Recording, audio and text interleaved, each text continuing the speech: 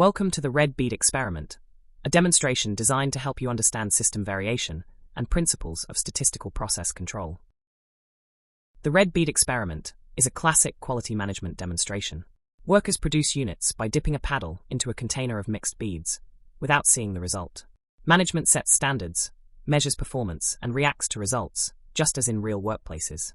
The experiment helps reveal whether variation comes from the workers, known as special causes, or from the system, known as common causes. In the experiment, each worker produces exactly 50 units per week by dipping a paddle into thoroughly mixed beads. Red beads are counted as defectives, while white beads are acceptable products that meet quality standards. Management sets a quota of 5 or fewer red beads, but workers cannot control which beads fill the paddle. Standard procedures include paddle inspection, thorough mixing, perpendicular dipping, and independent verification by inspectors. The setup includes a container with 3,000 white beads and 750 red beads, a paddle with 50 holes, and a red bead proportion of 20%.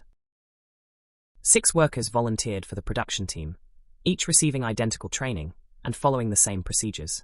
Their names are Ernie, Iggy, Richard, Martin, Andrew, and Pat. Over 4 weeks, each worker completed 4 production runs, totaling 24 runs. Management emphasized the importance of meeting the quality standard of 5 or fewer red beads per run, but all workers followed the same process each time. In week 1, the workers produced a total of 62 defective beads, with an average of 10.3 red beads per worker. Every worker exceeded management's quota of 5 red beads, with results ranging from 7 to 12. Ernie had the lowest count at 7 red beads, while Andrew had the highest at 12. Management questioned why there were performance differences despite identical training. Over the 4 weeks, all 24 production runs showed persistent variation, with workers producing between 3 and 15 red beads per run. The average was 9.4 red beads per run. The results showed random variation, with no consistent improvement. Run 13 achieved the best result at 3 red beads, while Run 12 had the worst at 15 red beads. Management observed these fluctuations and formed theories about worker performance, but no worker ever consistently met the 5 red bead quota. Management responded by praising Ernie for the best week 1 performance and asking him to share his technique. Andrew was put on probation for the worst results. Workers with continued high defect counts were dismissed, and management demanded explanations from workers who couldn't meet the quality standard. Management assumed performance differences reflected effort or skill, believed that accountability would drive improvement, and interpreted random fluctuations as meaningful signals, without questioning if the quota was achievable. Statistical analysis revealed that the upper control limit was 18.2 and the lower control limit was 1.4. All data points fell within these limits, proving the process was in statistical control.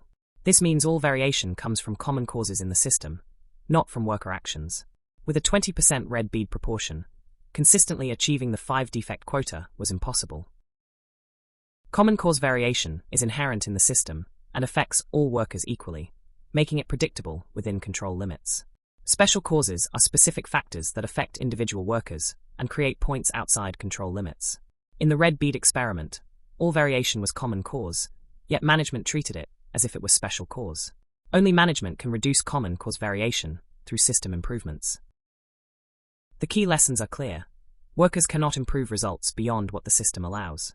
Praising or blaming individuals for system-caused variation leads to fear, competition, and false learning.